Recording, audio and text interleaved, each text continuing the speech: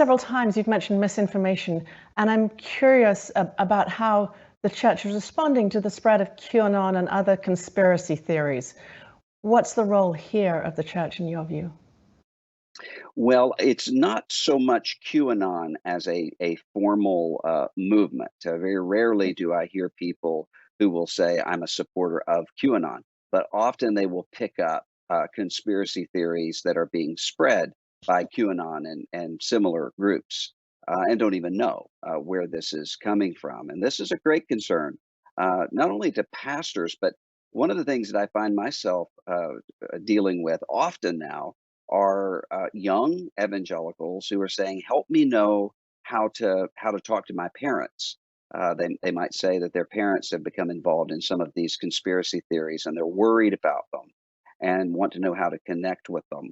Well, that's almost the mirror image of the conversations I would have been having 10 years ago, when parents Right. would be saying, "Help me to know how to talk and connect to my children."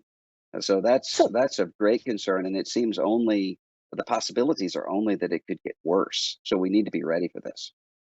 so that makes me think back to January the 6th and the fact that some of those people raiding the Capitol building said they were answering the call of God. What do you Mhm. make of that? How should we be responding to that? Well, I think I was as angry as I've ever been when I watched the insurrection against our country, our Capitol building, with some signs using Christian symbols and Christian language, Jesus saves, and so forth, which is, of course, completely contrary to the message of Scripture, to the message of the gospel. This was violent and evil. And one of the things that's necessary is for evangelical Christian people who believe, as I do, that the gospel is good news, that a person can be born again and can experience the grace of God, is to reclaim that good news from those who would seek to use it.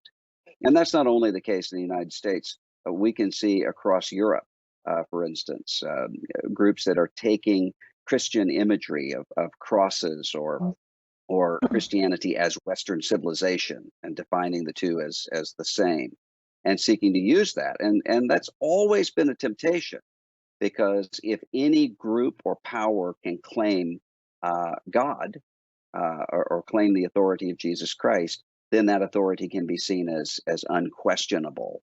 But as Christians, we have to be the people who understand that God has revealed himself in Scripture and does not allow himself to be made into a means to an end for any purpose.